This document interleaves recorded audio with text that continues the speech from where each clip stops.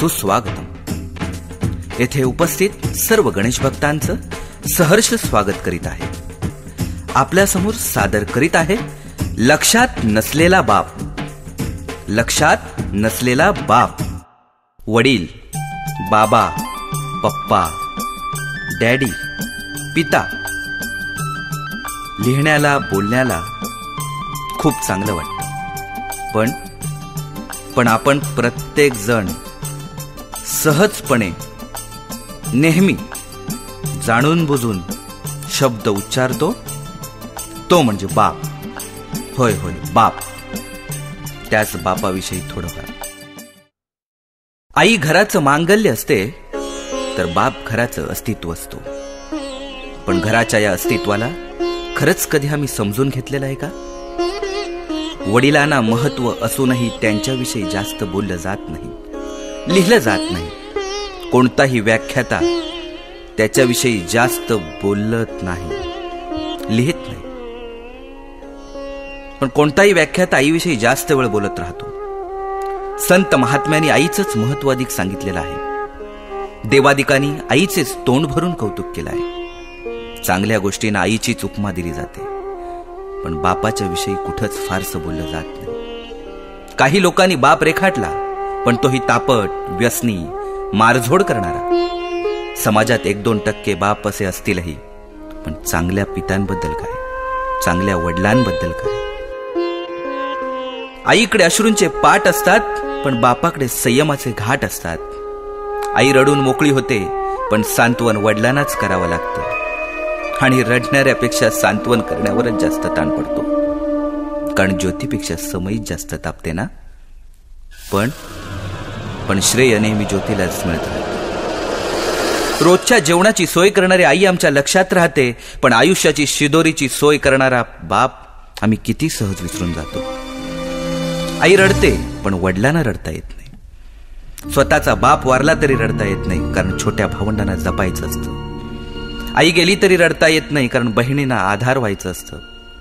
पत्नी अर्ध्यावरच सोडून गेली तरी पोरांसाठी अश्रूंना आवर घालावा लागतो. जिजाबाईंनी शिवाजी घडवला असं अवश्य म्हणावं.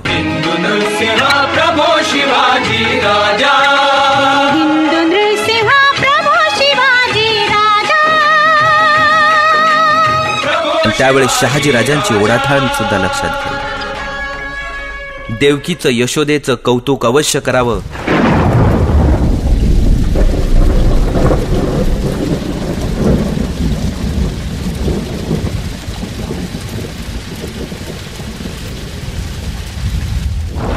पण पुरातून डोक्यावरून पोराला घेऊन जाणारा वासुदेव लक्षात ठेवावा.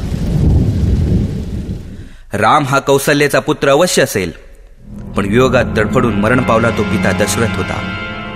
वडिलांच्या टाचा झिजलेल्या चपलांकडे पाहिलं की त्यांचं प्रेम कळतं. त्यांची फाटकी बनियान पाहिली की कळतं आमच्या नशिबाची भोकं त्यांच्या बनियानला पडली आहेत. त्यांचा दाढी वाढलेला चेहरा त्यांची काटकसर दाखवतो. मुलीला गाऊन घेतील, मुलाला लुंगी घेतील, पण स्वतः मात्र जुनी पॅन्ट वापरायला काढतील. मुलगा सलूनमध्ये 20-25 रुपये खर्च करतो, मुलगी ब्युटी पार्लरमध्ये 30 रुपये खर्च करते. पण त्याच घरातला बाप दाढीचा साबण संपला म्हणून आंघोळीच्या साबणाने दाढी खरवडत असतो. अनेकदा तो नुसतं पाणी लावून दाढी करतो. बाप आजारी पडला तरी पटकन दवाखान्यात जात नाही. तो आजाराला मुळीच घाबरत नाही, पण डॉक्टर एखादा महिना आराम करायला लावतील याची त्याला भीती वाटते. कारण पोरीचं लग्न, पोराचं शिक्षण बाकी असतं. घरात उत्पन्नाचं दुसरं साधन नसतं. ऐपत नसते तरी मुलाला मेडिकलला, इंजिनिअरिंगला प्रवेश मिळवून दिला जातो. ओढाताण सहन करून त्या मुलाला दर महिन्याला पैसे पाठवले जातात. पण सर्वच नसली तरी काही मुलं अशी असतात की ते तारखेला पैसे येताच मित्रांना परमिट रूम मध्ये पार्ट्या देतात. आणि ज्या बापांनी पैसे पाठवले त्याच बापाच्या नावाने एकमेकांना हाका मारतात, वडिलांची टिंगल करतात. आई घराचं मांगल्य असते तर बाप घराचं अस्तित्व असतो. ज्या घरात बाप आहे त्या घराकडे वाईट नजरेनं कोणीही बघू शकत नाही, कारण घरातला कर्ता जिवंत असतो. तो जरी काही करीत नसला तरी तो त्या पदावर असतो आणि घरच्यांचं कर्म बघत असतो. कोणाचा मुलगा होणं टाळता येत नाही, पण बाप होणं टाळता येतं. पण बाप कधीच बाप होण्याचं टाळत नाही. आईच्या असण्याला किंवा आई होण्याला बापामुळे अर्थ असतो. कोणत्याही परीक्षेचा निकाल लागल्यावर आई जवळची वाटते, कारण ती जवळ घेते, कवटाळते, कौतुक करते. पण गुपचूप जाऊन पेढ्यांचा पुडा आणणारा बाप कोणाच्याच लक्षात येत नाही. पहिलीट करणीचं खूप कौतुक होतं, पण हॉस्पिटलच्या आवारात अस्वस्थपणे वावरणाऱ्या त्या बापाची कोणीही दखल घेत नाही. चटका बसला, ठेच लागली, फटका बसला तर आई ग हा शब्द बाहेर पडतो.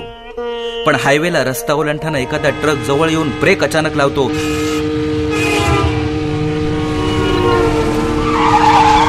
तर बापरे हाच शब्द बाहेर पडतो. कारण छोट्या छोट्या संकटांसाठी आई चालते, पण मोठी मोठी वादळं पेलताना बापच आठवतो. काय पटतंय ना? कोणत्याही मंगल प्रसंगी घरातील सर्व मंडळी जातात, पण मैताच्या वेळी बापालाच जावं लागतं. कोणताही बाप श्रीमंत मुलीच्या घरी जास्त जात नसतो, पण गरीब लेकीच्या घरी उभ्या उभ्या का होईना चक्कर मारतो. तरुण मुलगा उशिरा घरी येतो तेव्हा त्याची आई नाही, त्याचा बापच जागा असतो. मुलाच्या नोकरीसाठी साहेबांपुढे लाचार होणारा बाप, मुलीच्या स्थळासाठी उंबरटे झिजवणारा बाप, घरच्यांसाठी स्वतःच्या व्यथा दडपणारा बाप खरंच किती ग्रेट असतो ना. वडिलांचं महत्व कोणाला कळतं? लहानपणीच वडील गेल्यावर अनेक जबाबदाऱ्या खूप लवकर पेलाव्या लागतात. त्यांना एकेका वस्तूंसाठी तरसावं लागतं. वडिलांना खऱ्या अर्थाने समजून घेते ती त्या घरातली मुलगी. सासरी गेलेल्या अथवा घरापासून दूर असलेल्या मुलीला बापाशी फोनवर बोलताना बदललेला आवाज एका क्षणात कळतो. मग ती अनेक प्रश्न विचारते. कोणतीही मुलगी स्वतःच्या इच्छा बाजूला ठेवून बाप म्हणेल तेव्हा विवाहाच्या बोल्यावर चढते. मुलगी वडिलांना जाणते, जपते. इतरांनी सुद्धा असंच आपल्याला जाणावं हीच बापाची किमान अपेक्षा असते. सिद्धिविनायका, हे लंबोदरा, हे गणराया, तुझ्या चरणी हीच प्रार्थना. इथे जमलेल्या समस्त जनास सद्बुद्धी दे, सद्बुद्धी दे, सद्बुद्धी दे. सिंदूर लाल चढ़ायो अच्छा गजमुख को, दोन दिल लाल विराजे सुत गौरी हर को, हाथ लिए गुड़ लड्डू साई सुरवर को, महिमा कहे न जाए लागत हूँ पद को. जय देव जय देव, जय जय जी गणराज विद्या सुखदाता, धन्य तुम्हारो दर्शन मेरा मन रमता. जय देव जय देव.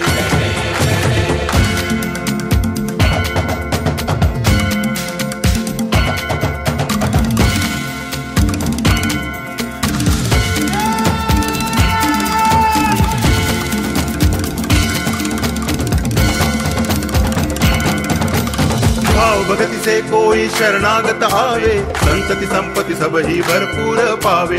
ऐसे तुम महाराज मोको अति भावे, गोसावी नंदन निच दिन गुण गावे. जय देव जय देव, जय जय जी गणराज विद्या सुखदाता, धन्य तुम्हारो दर्शन मेरा मन रमता. जय देव जय देव.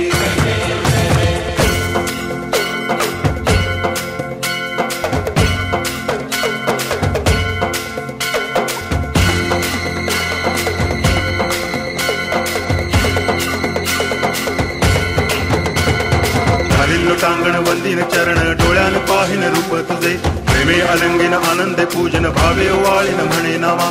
त्वमेव माता पिता त्वमेव, त्वमेव बंधुश्च सखा त्वमेव, त्वमेव विद्या तरुणं त्वमेव, त्वमेव सर्वं मम देव देव. कायेन वाचा मनसेन्द्रियैर्वा बुद्ध्यात्मना वा प्रकृति स्वभावात् करोमि यद्यत् सकलं परस्मै नारायणायति समर्पयामि. अच्युतं केशवं रामनारायणं कृष्ण दामोदरं वासुदेवं हरि श्रीधरं माधवं गोपिकावल्लभं जानकी नायकं रामचन्द्रं भजे. हरे राम राम राम हरे हरे, हरे कृष्ण